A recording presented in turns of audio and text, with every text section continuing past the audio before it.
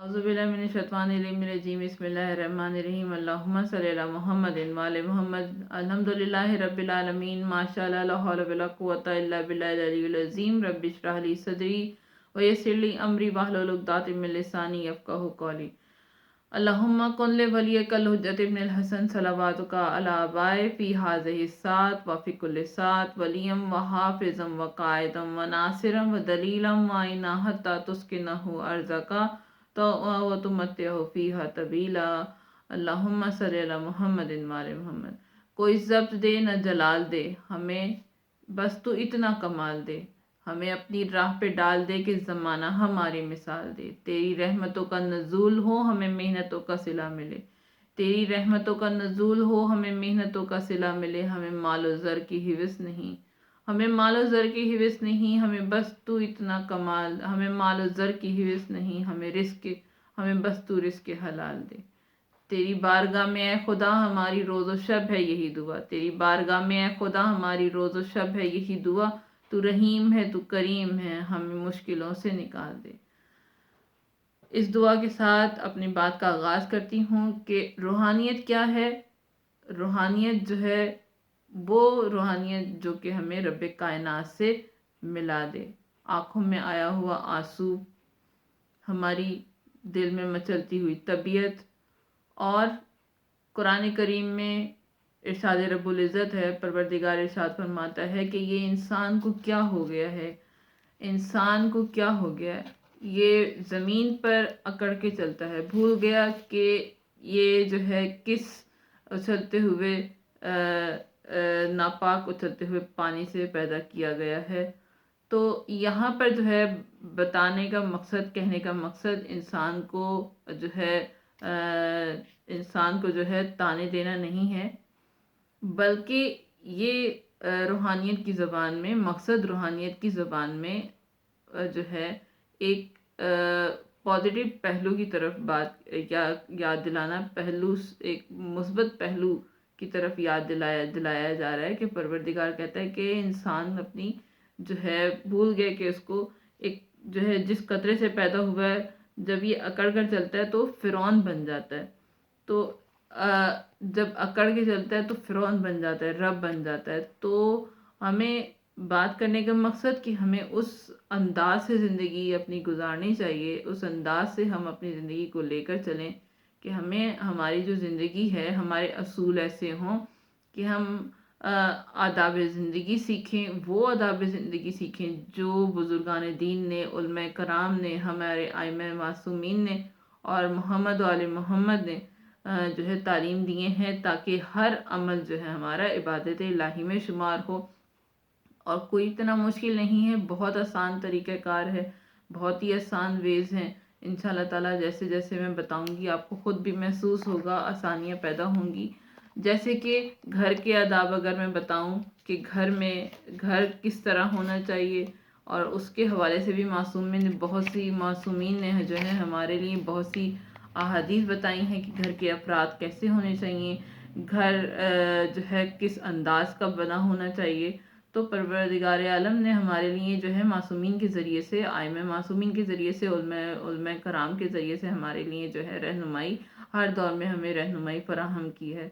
तो अगर मैं बात करूं कि जो है घर के आदाब क्या हैं, कि घर में जो है किस तरह मकान किस तरह होना चाहिए, तो उसके हवाले से इमाम जाफ़र सादिक अलैहिस्सलाम फरमाते हैं कि मकान की तंगी भी जो है ज़िंदगी में आफतों में से एक बड़ी आफत है। यानी कि खुला वसी मकान होना चाहिए जहाँ पर हवा रोशनी का गुज़र हो। तो दूसरी हदीस में जो है फरमाया कि मकान की नहुसत से मुराद 3 बातें हैं। एक बात ये कि छोटा होना, दूसरा पड़ोसी का बुरा होना, खुद मकान में बहुत सी ऐब होना, ये छोटे मोटे, यानी साफ़ सुथरा हो, बेऐब हो, पड़ोसी अच्छे हों, तो ये अच्छी अलामत होती है। एक और हदीस में फरमाया कि 4 चीज़ें जो हैं खुशनसीबी हैं इंसान के लिए। क्या खुशनसीबी हैं? एक नेकबख्त बीवी, एक नेकबख्त औरत होना या बीवी होना, सही मकान होना, वसी बड़ा मकान हो, लायक और समझदार पड़ोसी हों, خوبصورت اور شائستہ جو ہے سواری، اچھی سواری، یعنی کہ اچھی سواری ہونی چاہیے. اچھی سواری، معصومین فرماتے ہیں کہ 4 چیزیں خوش نصیبی، خوش بختی لے کر آتی ہیں، خوش بختی کی علامت ہے اس انسان کے لیے. ایک یہ ہے نیک بخت بیوی، دوسرا وسیع بڑا مکان.